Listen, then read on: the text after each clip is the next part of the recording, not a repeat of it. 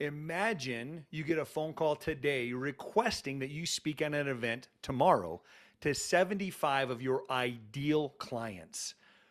I hope that you have the mindset and the ability to say yes, and that you would jump on that opportunity. But would you be prepared? Can you say that with confidence you would have success?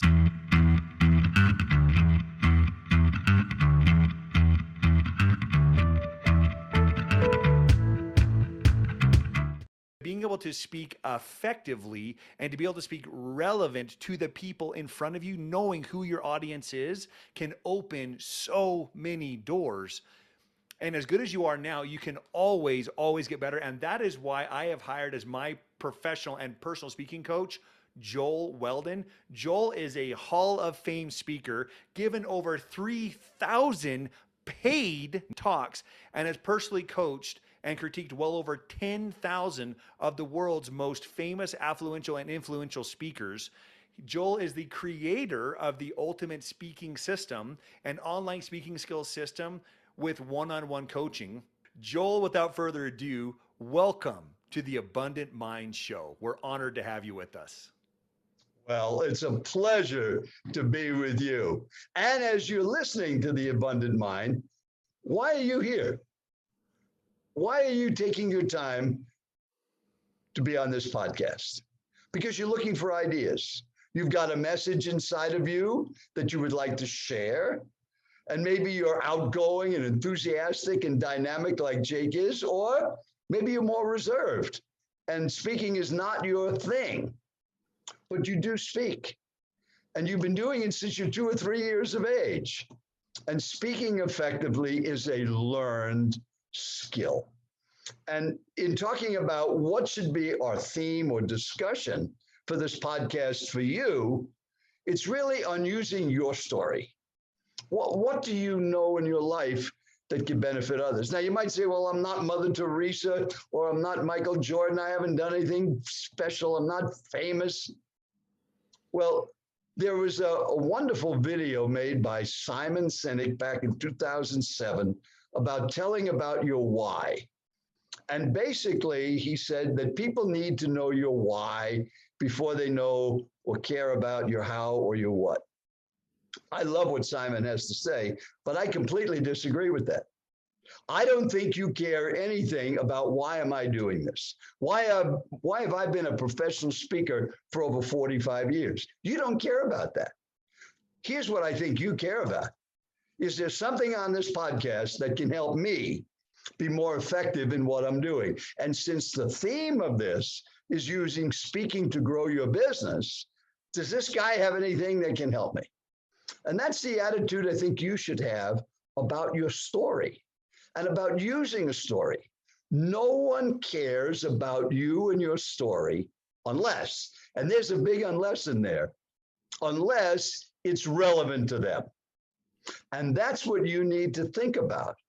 When you have a story or a metaphor or an example that you're sharing with somebody, what's in it for them? And if you come with a sales background, you certainly have heard this 5-letter acronym, WIIFM. What's in it for me? Every time. And that's what everybody's listening for. What's in it for me? So what can I give you in our short time together today to help you be more effective in communicating your ideas? Well, here's the basic premise of everything it's taken me over these 4.5 decades to learn. Number one, speaking effectively is a learned skill. Number two, be you. It's not a performance. It's being yourself. And it's so easy to be you. You've been you since you were born. And number three, it's all about your audience and it's not about you. So this podcast has nothing to do with Joel Weldon or Jake Hansen. It has to do with you and your abundant mind. And that's the mindset that I would encourage you to have. So Jake, how about a comment on what I just said? You know, I talk to people every single day, you know, within the walls of my practice, the walls of my home, you know, as we podcast, as we coach, and I hear one resounding thing is exactly what you just shared. Like, well, I'm not there yet. I haven't accomplished this one thing. And as I talk to people and they share their story, I'm like, oh my gosh, wait, hang on, pause. What did you just share with me? And they share how they lost a loved one, they overcame cancer, how they lost their business, how they lost or gained through all these incredible real life stories. People, you don't realize that, what's that lesson we learned? That hindsight is always 2020. And we don't realize that some of the things that propelled us to greatness were those moments by being authentically you. People want authenticity in this world. There is so much knowledge. We have more knowledge today at our fingertips. We can ask any voice directed system. We can ask Google, we can ask Alexa. We have more information than ever today, and people crave authenticity. People crave connections. How many times have you guys watched a movie and you're like, oh my gosh, that's me? And you felt you were in that movie, you were that character, and then you began to follow that person throughout their career because they were authentic. They spoke to who you are. You guys, you are more than enough. You have had the life lessons, you have had the experiences that can propel you to greatness, but it all starts and stops here. People who say you can't, I'll tell you, you got to be careful who you share your successes with. I've learned this. I have shared successes with people that in order to try to inspire, not as a way to brag, but you got to be careful who you talk to and who you surround yourself with, because there are people who could care less about your success because they're in a place of scarcity. They're in a place of lack. And to understand who you surround yourself with is critical. So being authentic to who you are and surrounding yourself, not only with cheerleaders, but people who can help challenge you and help you grow is authentic. Be yourself. I love some of the greatest speakers of all time, you guys. Again, Joel is their coach. Joel teaches them. The real life Wizard of Oz, Steve Sims, he has Joel as his coach. And one thing that he taught me, that you taught him, that I thought was so wonderful, he was invited to be on a show. And they said, hey, on this show, you're going to be in front of, hundreds of thousands, millions of people. So you shouldn't wear black. You shouldn't wear facial jewelry. You shouldn't say this. You shouldn't say that. And Joel's like, that's who Steve's like, well, that's who I am. So they showed up authentically, and the reviews and the ratings had never been higher by being and showing up as yourself. So you guys, being yourself is critical. I love that you shared, Joel, consistently that speaking is a learned skill. You got to practice at it. What would you share with people who are struggling to share their story, who are struggling to overcome, a mindset, because they think that they may have to present their idea in front of others? How do people get out of themselves, get out of their head, and be authentically themselves when they communicate? How do we do that? Well, I think it comes back to, and that's such a great question. If you think about it, whatever you already know. So it can't be about you. If you're talking about what you already know it.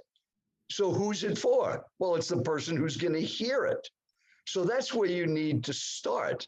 Who is your audience? So the first question I asked Jake about you is, who's going to be listening to this podcast? Entrepreneurs, successful people. We're going to have many chiropractors. We're going to have dentists. We're going to have lawyers. We're going to have people that are professional in what they're doing. And then at the other side of that continuum, we have people just starting out on their journey. They want to be more successful at what they do. They might have a regular 9-to-5 job, but they have an entrepreneurial spirit. They have something within them that's burning to get out. And they want that abundant mind and the abundant mindset that they realize is going to help them get there. And as you've heard Jake say before, who do you associate with? Who are you listening to? What are you reading? All of that makes such a difference for you. And just to give you an insight into how you can tell your story, Jake was mentioning in the beginning, I want you to share your personal story. Oh. So my first mindset says, you don't care. So here's the way that you start a story. You open with the point of the story. Since the story can't be about you, it's about the listener, the audience, then you open with what's in it for them. So as I share this personal story, it's designed to show you, first of all, that speaking is a learned skill. It's not where you start, it's where you can end up. and that your life is your choice. Those are the 3 points of this story. So come back in time to 1959 and imagine that year. And of course, Jake, you weren't even born then. And you're graduating from high school. And somebody says, what have you done in 4 years of high school? And you say, nothing. Is it true that you never stood up in front of your class and gave a report? And you'd say, yes. Well, that's exactly where I was. I was so shy, self-conscious, I never talked to anybody. I was a loner. The only thing I was good at was working with my hands. So just imagine you graduate high school in the half of the class that makes the top half possible, and I was actually in the bottom quarter of my high school class. Wow. So if that was you, what would you think? Well, I didn't think anything. I need a job. I got to make money, and became a carpenter, earning a living with my hands. And at age 25, I was making $62.50 a week, doing hard physical labor, going nowhere fast, no college education. Now, if you just stopped the story and that was you, what do you think your chances of being abundant would have been? 0. I was going to have an hourly rate as long as I could physically work, and that was it. And maybe you're in that same situation. So how do you get out of that situation? You need ideas. You need something to hold on to. So what happened in your life? What was the turning point for you? Was it a book you read? Was it something somebody said? Jake, in the beginning, you gave some examples. Maybe you went bankrupt. Maybe you had the loss of a loved one. How did you get through that? What did somebody say? What did you read? What did you experience that got you to move forward? And that's what happened to me. When a fellow in our church came up and he said, I'm looking for people like you, and I'm going to hire salespeople and pay them a commission. I didn't know what a commission meant. I said, what does that mean? He said, we pay you what you're worth.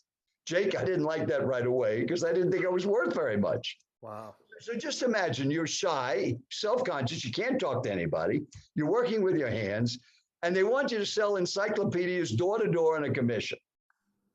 What are the chances of success? Slim to none.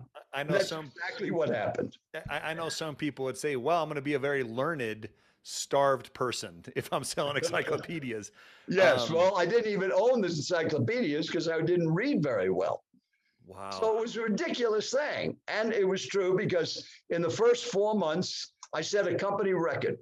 So just imagine you're out knocking on doors, selling the World Book Encyclopedia, and you make 1,200 sales calls and 1 sale. How would you feel? I've been there different points in my life. I mean, you start letting that voice in your head and the voices around you say, man, see, I told you, you should have stuck to carpentry. I told you, you weren't good enough. I told you, you should have done this. And your ego, which is designed to protect you, tells you that you're not good enough, tells you that you can't accomplish. But that's the difference between people who live a life of mediocrity that put sweat equity into life, but have to work a 9 to 5 every day of their life. And this is a turning point, you guys, for many of us. Everyone has. Think of what Joel just said. He made 1,200 phone calls. Knocking on doors, not sales phone calls. calls. No, knocking on doors, face to face. Yeah, 1,200. I mean, that is hundreds and hundreds and hundreds of hours. You were newlywed at the time, yes, right? And then a child on the way. No, not yet. Not at this point. Okay. So, I mean, imagine the pressure that he is. How many of you are there right now? How many of you are there? I know some of you right now who say, gosh, I was there at one point and now I have $1 million business, but I need to take it to 10. I need to make it to 20 because I need to change people's lives. This level of life is where many of us face. So you could have chosen 2 options. What were your 2 options after doing 1,200 sales calls? Having 1 sale, what was going on through your mind at that point? What were the options you had? Well, I could quit and go back to being a carpenter, or I could try to figure it out. So it was pretty obvious I was going to quit. And I went to talk to my manager, a man named Vernon Cavill, very wise man. I told him. And he said, You're never going to make it dealing with people. You have the worst attitude of anybody I've ever met. I've been doing this for 22 years. You have the worst sales record. I've never had anybody make that many calls and only one sale. Wow. And you're never going to make it. And then he paused and said one short word, unless. Unless this moment you change the way you think. And he reached in his drawer, Jake, and he handed me a record.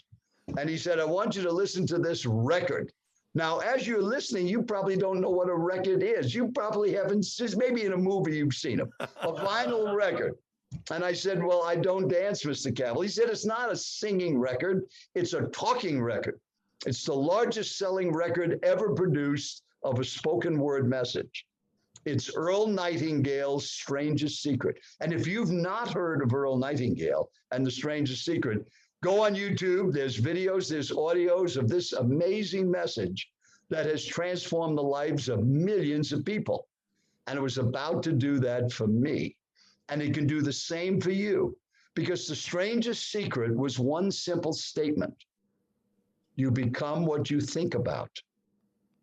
And when I heard that message, she told me to take it home and listen with my wife, Judy. And when I heard it, it was like, Jake, I never heard anything like that in my life. Now, we're in 2022 now. We're in the age of information. Everybody has heard the things that are in the strangest secret. But the way he put it together, it was so impactful. And if you had heard that in a state of desperation, you would have realized that the key to your success was what you're thinking. And I began thinking about what I was thinking. And I was 25 years of age, and all I can think of, Jake, was I thought about everything I couldn't do. As long as I could think back, I couldn't do this, I couldn't do this. I had 3 high school coaches ask me to try out for their sports team. Swimming, basketball, and baseball. I never went out for a tryout because I knew I wasn't good enough. That was my mindset. And Earl Nightingale said that if you want to be successful, you become what you think about. You need to change your thinking. So I listened for a whole week to that message, drilled in these ideas, and then told Judy, I said, I'm going to go out and learn how to sell these books. In the same territory, with the same product at the same price. By noon the next day, I made 2 sales. Wow. I had doubled 4 months of activity in 4 hours. I had an old beat up Volkswagen with a crack in the mirror. And just imagine you sitting in that car with me with 2 orders in your hand, $10 deposits. Wow. For $198 set of books. And I said, I did it. And you said, yes, you did. And then I said, well, what did I do? Same territory, same product, same price. A different way of thinking. All I kept thinking about was how these books are going to help the children whose mother would get them for them. It was all about the audience. I was thinking about how the kids could benefit. If my mother, as poor as we were, had seen these books, she would have found the money to pay for them. Maybe I would have done better in school if I had something like this at home. And that's what filled my thought. Wow. Then I became unstoppable. By the end of that first year, including the first 4 months, I became the #1 salesperson out of over 1,100 that worked for Mr. Cavill. How is that possible? I didn't know how to sell, but I had this burning feeling of how wonderful these books were. And as a result, things changed. Now, imagine if that was you. So I told you that the basic premise of the story is that speaking is a learned skill. Well, selling is a learned skill too. And I didn't know anything about selling. I was a carpenter, but I figured it out. And you can figure it out too. You can do that. So as a result of that, suddenly I was on fire. I was making more money than I ever dreamed possible. And I was helping so many families. Then they made me a manager. And then I found myself in front of my first audience. A couple of years had gone by. We moved from New York to Arizona. And I found in front of him, just imagine you're in this first meeting. This young guy, 28 years old, standing in front of 17 people, and you're one of them. And I gave my little talk in Tempe, Arizona, in the back room of a coffee shop that had a meeting room. And after the meeting's over, I'm packing up my stuff, and one of the members that was at the meeting came in and he said, "Would you like some feedback?" What would you say, Jake? Yes or no? Oh, absolutely. So that's what I said. Sure, I'd like feedback. He said, "Joel, this was the worst meeting I've ever attended, and you're the worst speaker I've ever seen in my whole life." Now, if somebody said that to you, how would you feel? Well, you know what I did? I started to cry. I'm 28 years old. I'm married. I have a baby, and I'm crying. He said, "Stop crying. You're not a baby." Now, this was going back into, and this was in 1969. Crying by men was not okay. Now, in our 2000s, crying is okay. And that was on September 4th, 1969. Wow. That was the day my life changed forever. And he said, "Stop crying. You're not a baby. I'm going to fix you." I said, "Fix me?" He said, "Yes. Tuesday morning, you're going to show up at the Tempe Toastmasters Club. You're going to join that club, and we're going to teach you how to speak." And on September 9th, 1969, I went to the Tempe Toastmasters and joined Toastmasters. Now, remember premise number one: speaking effectively is a learned skill. I didn't have any skills, but I learned some basic things. 5 years later, I entered a speech contest, found myself at the world's finals, and placed in the top 3 in the world out of 60,000 competitors in 1974. 10 years later, I was inducted into the Professional Speakers Hall of Fame, standing next to Zig Ziglar, getting my Hall of Fame certificate. How is that possible? Because it's amazing when you have an abundant mind. The whole theme of this podcast for you is you have that ability within you, but you need a way to get it out. You need things to think about, that your life is your choice, no one else's. And if you make the right choices, great things can happen to you. Wow, Joel, I would love to talk about some of those points. You know, one thing that I've learned from you is you are an implementer. Is that, like you said, anything, you know, learning to communicate, learning to speak is a skill. It's a learned skill. And I love that, you know, when that moment came when selling door to door, it was either quit. And he said, you know, "Hey, yeah, you're the worst salesman we've ever had." And he gave you those words, like you said, "Unless you're going to stay this way, you're going to quit, you're going to have a life of famine, of scarcity, unless you change." And you could have taken that record and smashed it. You could have taken the record and you could have thrown it back in his face, but you decided, you saw within yourself, and you had the responsibility and that moral obligation, because you knew that the life you wanted to live couldn't happen just dollar for dollar, putting in time for money, that you needed to change it. And I love that you implemented. Now I've done door-to-door sales. I sold security systems back in the day. I was a missionary for my church. I've knocked tens of thousands of doors, probably close to 100,000 doors in my career. Wow. And I've learned a passion for actually knocking on doors, but you hit on something that is critical. I've done very, very, very, very well in door-to-door sales, but it was in products I believed in.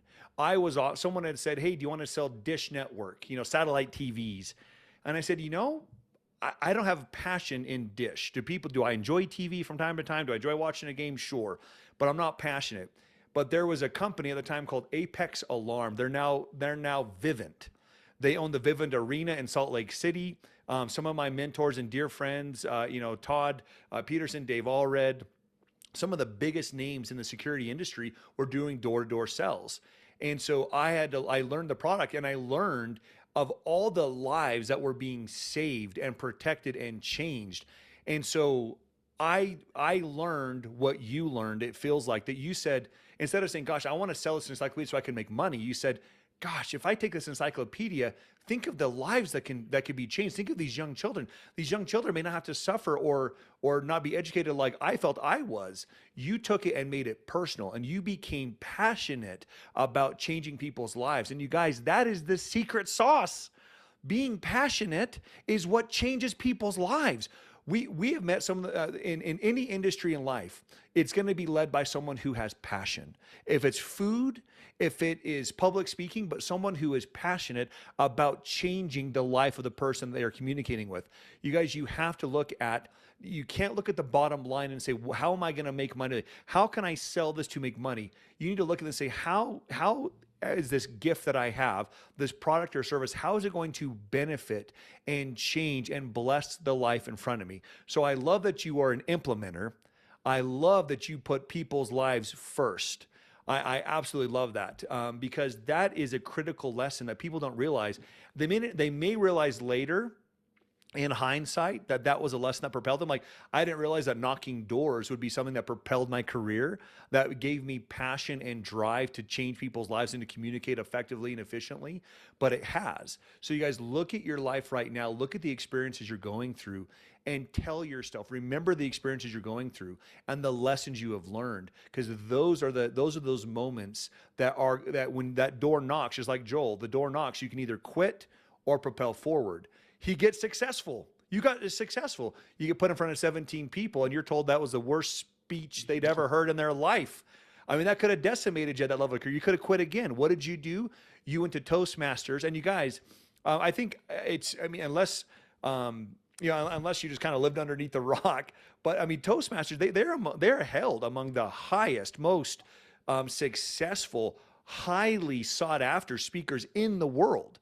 Most people have Toastmasters behind their name.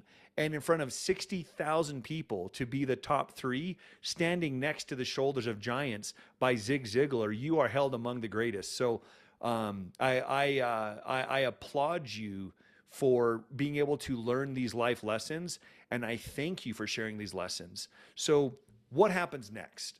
You are one of the world's Hall of Fame speakers, and you haven't quit there.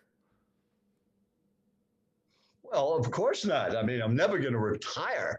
If it's not about you, why would you retire, especially when you love what you're doing? And that's what you need to think of. If you're at the beginning of your career and not thinking about retirement at all for 50 years, or if you're at the end of a career, why would you stop doing something you love? And if you love it, you're probably getting really good at it. You don't have to do it as hard as you've always done it. Well, I plan to.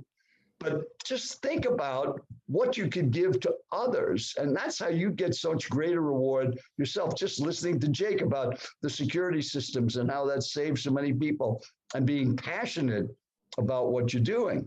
So, what's the call to action on this? Well, you should be using speaking. You should use some of the things that you just heard in this podcast. Notice how many times I said, what would you have done? How would you have felt? I put you in the story. Just imagine you're in that room with 17 people. What would you have done if somebody did that to you? That's what you need to do. Make it about them. I don't need to hear that story. I lived it. You need to hear the story, but it's got to be about you. And that's your job in telling your story. And open with the point. Tell them what's the message. Why is this valuable to them? And if what we're saying makes sense and you're serious, like Jake has been about improving his speaking skills, I'll talk to you. You can get on my calendar. Just go to talktojoel.com. It'll take you to my calendar link. Set up a 30-minute call, and let's talk about your speaking and how you can get even better at it using this ultimate speaking system that I've created, a set of tools to teach you everything it's taken me almost 50 years to learn about how to express your ideas and make an impact on others and still be yourself. It's not performing. It's not acting. It's being you. And what you see in the two people on this podcast and here with Jake and Joel, this is just how we were before you got on. This is not a staged performance. And that's what you need to be. And if you're low-keyed, be low-keyed. You don't need to be Tony Robbins jumping up and down unless that's the way you are. And if you try to be somebody you're not going to be very comfortable. You're going to be self-conscious. You need to be not conscious of yourself. You need to be thinking of your audience and how what you know can help others. Even if you're not there yet, you still have learned things that are valuable to other people. And that's so important. And and you have the ability within you. Is it easy? No, it's not easy. But you can get through this. And remember, we only go through this experience once. Why not make it a joyful, wonderful experience every day? I mean, every morning when I wake up, I know exactly what I think about. What a wonderful day this is going to be. What did you think about when you got up this morning? What did you think about the first thing out of bed? And then I say, everything works and nothing hurts. That's what you need to think about. I mean, I'm 80 years old. I'm a competitive slalom water skier. I do heavy physical work. I'm not slowing down at anything, and my body's keeping up because I have a personal trainer. I have a yoga instructor who's coming in 2.5 hours from right now to my office to do our yoga lesson. That's what you can do. Age is not a limitation, young or old. It's your mind. It's your mindset. And let's go back to that Strangest Secret by Earl Nightingale. You become what you think about. So I'm going to let you wrap it up, but I've got one closing statement for you as the podcast listener. Once Jake makes some comments, and then I'm going to give you 22 words. Jake, what would you like to say? And then I'll come back. You guys, I want to let you guys know how accessible Joel is. A lot of people may have a lot of reservation and literally be in awe. And to have that thought, that doubting thought that I'm not good enough. I'm not good enough to talk to Joel. Joel, you guys, a lot of people at his level of success charge thousands of dollars for a 30-minute phone call, hundreds and hundreds of dollars for a 30-minute phone call. Joel has the ability to help you become who you want to become by being able to teach you a learned skill. We're about ready to do. We have another lady coming on our show who grew up in Green Bay, was kind of a farm girl, and she went from creating a lab company where she was very introverted, created a lab and sold it for tens and tens of millions of dollars because she was able to learn to communicate. You guys, you have the ability to be you, be yourself. So many of the greats out there, some of our dear friends, Brian Bogert, I love the guy. He's got his mustache and his hat backwards for half his shows. Being able to be who you are, you will connect to people that you want to connect with. Your story is going to resonate with your audience. Knowing who your audience is and being authentic to yourself will create passion. And that passion will create a mindset and a drive. And your mind will go from that of scarcity and lack to that of abundance. And we have a saying that worrying is wishing for what you don't want. So why worry? Don't attract what you don't want. In a universe where God is so absolutely abundant, why would we ask for breadcrumbs? Why would we only ask to receive breadcrumbs when we can receive filet mignon and everything we could ever hope to achieve and to dream? You guys, join me, join the greatest minds and hearts in the world, and join Joel. So we're gonna put his link down below. Join Joel on his mission to help you be your best self by teaching you the skill set to share your story, to share who you are, to find out, because a lot of people think, well, gosh, there's nothing unique about me. And we guarantee you there is. You are absolutely incredible. You are abundant. You are more than enough. Let Joel help you discover who you really are and what message you have to share that will change this world. So let me give you 22 words to think about. To be an even better speaker. Are you ready? I'm ready. Speak to your audience about what they need in an organized way they can follow and get yourself out of the way. Now make it a great day. Love you, Joel. Thank you. Same here, Jake.